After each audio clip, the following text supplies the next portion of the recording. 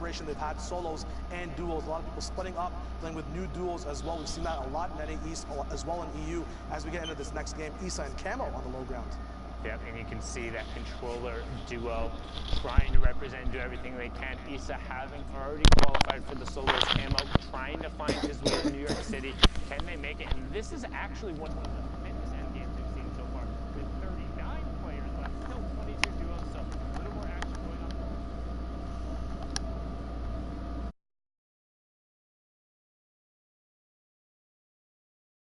Hour.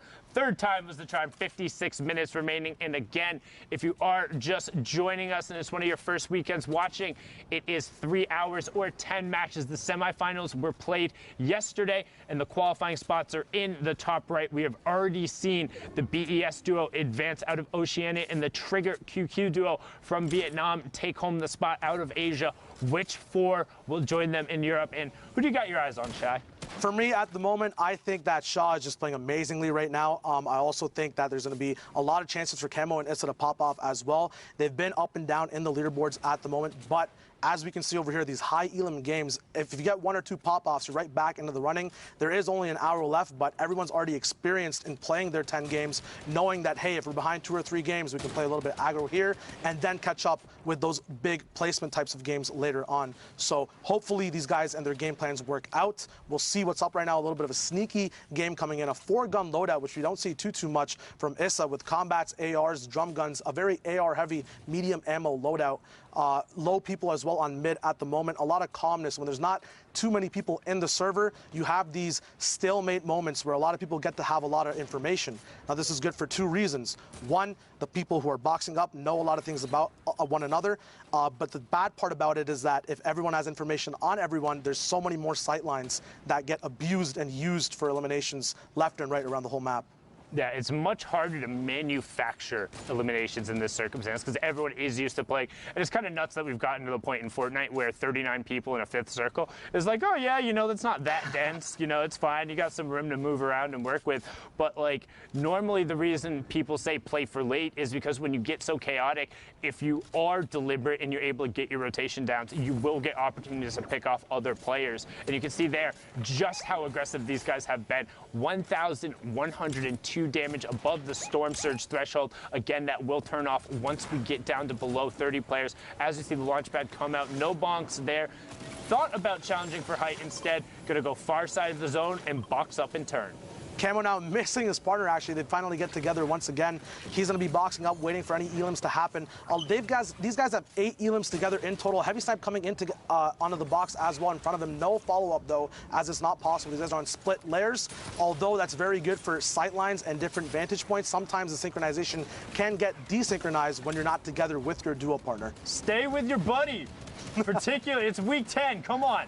Like, how many times, like, unless your name is Mongrel, like, trying to just 1v2 the rest of the lobby generally hasn't worked out for a lot of players. And right now, Issa and Camo recognizing that, getting back together, still on 8 elims, and now they're going to try and kind of level out the loadout. Interesting to see him dropping the heavy sniper in favor of still running the double AR, but I'm Trash living up to his name there as Issa just blasts him with the combat shotgun. Can't poke there, can't challenge against one of the best players out of Europe. Gets the conversion over, and we're closing in on that top 15.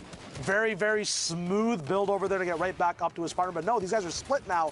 Issa going on for a 1v1. Camo getting a nice low tier or low ground lockdown on his enemy. Max going down on 60 hertz. You got to up those hertz, but you guys see these people coming. Camo moving around. Issa popping off on his lair as well. These guys are owning the whole server, making sure everything's getting shredded down on numbers. Ash going down as well. The finish is coming out. These guys have collectively done so much damage. Drop-offs. It's chaos. Mods going down. What's happening over here, Sunday? 15 elims now. He just ran up to 15 elims, and notice how he's constantly checking his side. Can make it 16. Zaito goes down as well. Who says you need a teammate? He says, Mongrel, who? My name is Ghost Issa, and I'm here to make a play. Camo's in a box. What's in a box? It's the Ghost duo. They want to make it to New York City. They want to go together. One isn't enough as we're closing in on the top 10.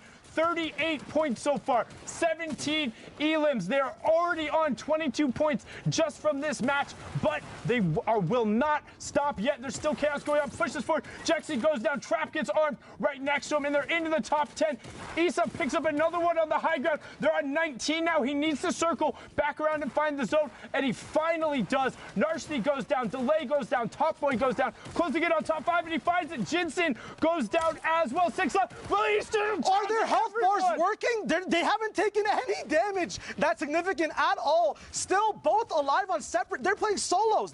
Guys, you queued up for the wrong mode. What's going on? It's 9th circle, 8 people alive, both on separate layers. Still 3 stinks available for pressure, doing their own thing. Back-to-back intensive goes down. The workout's too much for him. Another sting going on height to help out his buddy Issa on low HP. Camo, finally these guys are getting put in check. Issa taking stinks. 1 HP. He goes down. Can Camo clutch up? A mini coming up. The enemy pops in with a heavy sniper. Mark bringing down their big rain, but so many eliminations as we move on to the last 1v1. Alphen up with Mark going and bullying the last solo player left alive. Issa's big rain going down. Camo also going down as well. Alphen with a big combat shotgun pop shot. Intensive 8x finally going down as well. They secured the elim points. They secured the victory royale as well. But Camo and Issa, holy moly. That was huge right there, but not to be understated. Alphen and Duo picking up 18 points right there, 8 elims and the victory royale. Zeke, that was nuts. Sundown, that was absolutely insane. I mean, first of all, it's so awesome to hear Shy's voice and hear how incredible he is at casting. Let's just... A great first cast. That was great beautiful. First cast, especially in that game with Issa and Camo. Controller lords, you got to think with another pop-off performance like that. Yes. They could be potentially contesting for a spot. They could be the only full controller duo to qualify for a World Cup. It is the last chance for any of that to happen. So with games like that, Zeke, this is just the start of the day, by the way. This is the first block of games. We have way more Fortnite, but for now, let's hang out with Bala. I know you've pulled some clips for us to take a look at. Let's see what you got. Yeah, I can explain. I can explain some clips here of what happened into those games. Tickle. I mean, he's by himself. He's trying to clutch up, and everything was going wrong there. He ended up being placed underneath the stairs. His heavy snipe didn't get the wall. The turbo build came in, and then even here, getting the stairs placed, this duo was going to come out on top of him, but he's able to stay composed, get the elimination, and then another situation that was unexpected. Somebody lands right behind him, and he still managed to get away, even with low HP. And when we looked at the leaderboards at the front, we saw all of these teams that were in this game here, Orc and Andalex on high ground. They use the chug splashes to recoup a little bit before, and Telek unfortunately gets a little antsy, jumps out, and that's going to be the end because both Andalex and Orc are looking down on top of him.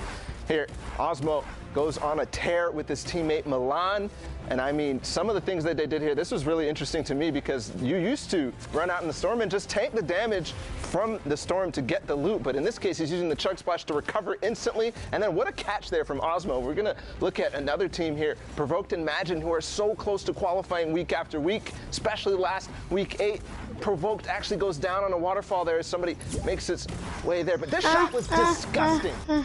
He didn't even actually get that elimination. He did a 112 to him to the face. Hey, but you want to do actually, arena? Jorge, who was up on high ground towards the end, managed to nag You that want to do from him. arena? But then Osmo taking on Hello? Artifex and Harmy by himself.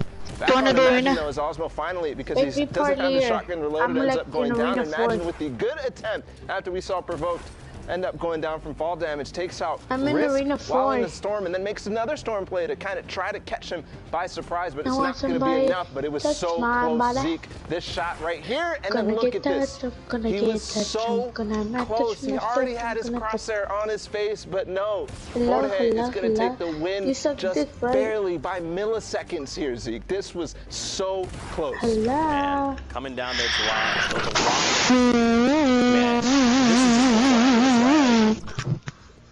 Lazy nugget, lazy gay kid. Lazy nugget, lazy gay kid.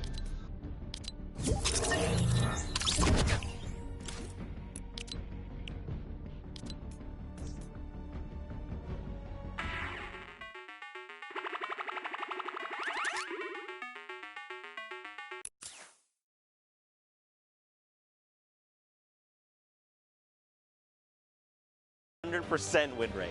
Yeah. Wait, what? That is ridiculous.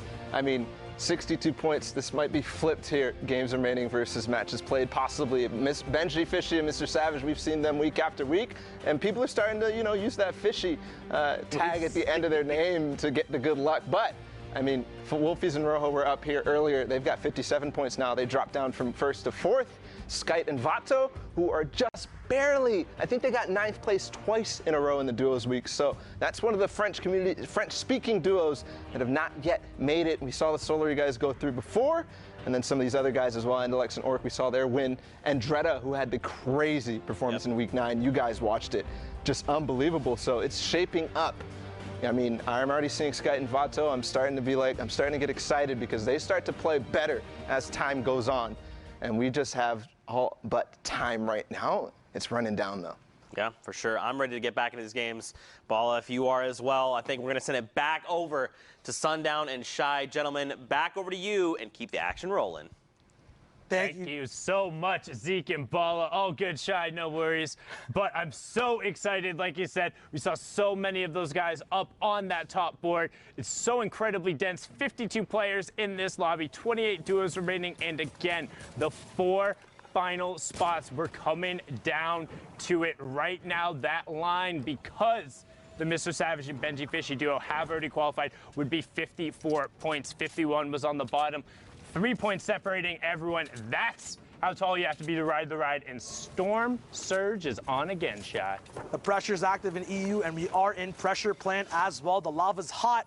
These skins look hotter. The guns look very nice as well with that new camo that's out in the shop as well. A lot of edits going up and around. Once again, Geysers up in play. A lot of free rotation, free shots being taken too, but a miss coming in from Speezy, very, very close to the opponent's head. Baller's getting shot down on Storm line. Once again, a very good position. A lot of people playing for pre-positioned advantage points and then milking those elims rather than getting them on the fly. The guys are being baited now. Can the beams come through? White HP on that opponent. His fly gets cut short. Jarkos going down now. Where's his dual partner? We don't know. His finish is going to be coming out now as these sweaty soccer skins, Alex and Speezy, are just going to be tearing up this low ground, making sure no one's allowed to be this tall for this EU ride on the northeast side of the map.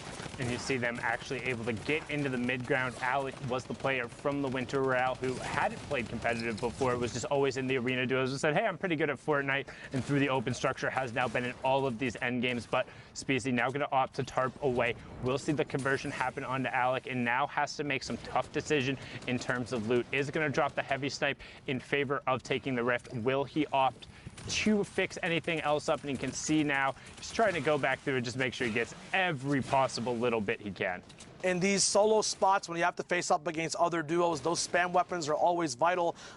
That choice of keeping the drum gun and the AR even on low ammo, Speezy knows at some point is going to be a desperate motion on the low ground or mid ground in terms of making sure that spam is up on opponents' builds. So very smart decision there as we tune into the Fnatic boys. Motor and Vrox going to be looking at their own loot at the bottom here. Have a rift to go as well. Shadows available to get caught up after grabbing the rift, but Motor misses out on those. Not sure if that'll affect him later on. Once again, there are a lot of geysers and a lot of ways to trickle down from height to stay on top of rotation, but that might be a big hit to their loadout and overall play this game. Yeah, I really hope Vrox grabbed those because honestly, Shadows are the most consistent in terms of the utility tool. Being able to rotate, you have either top down or down up. You're able to rotate and get high ground if necessary and just make really clutch plays in a pinch. As you see, a lot of other people rotating the good old-fashioned way. It's Fortnite, the battle is building, and everyone is tarping up the side of pressure plate and trying to do damage because that Storm Surge is still active. You can see Motor and Vrox about 9 points off that pace right now to be in the top 10, 12 points off qualification pace. What can they do to get themselves closer? There they are. There are the Shadows we saw earlier. Will he be able to grab them? Is that another misgrab coming out from Motor? And we talked about the clutch and the pressure being on. Now actually misses himself with one of the chug splashes too, but doesn't matter. Call him an action hero as he slides down the side of the volcano and finds the elim. Very smart loop balance from those duos as well. Vrox goes down, but he did have a slurp ticking while he let Motor play with those chug splashes. You know, it's easy to have a very efficient Chuck Splash in duos, but on rotation, it's very hard to hit you and your partner. So very smart decisions there. Motor has to be smarter now in a 1v2 situation, using all his mats, around 800 left now as people go down left and right. 26 people left alive, 18 duos, no placement yet. Once again, 7th zone, and a lot of pressure coming down on Motor. His shield getting knocked down, still has those Chuck Splashes to use on the move, making sure that zone damage is not a problem. Shields, not a problem, as he gets all the way back up to 100 HP. Once again, his early game was amazing. Get those guns out, but his life goes down as well to Bodike. And he misses the top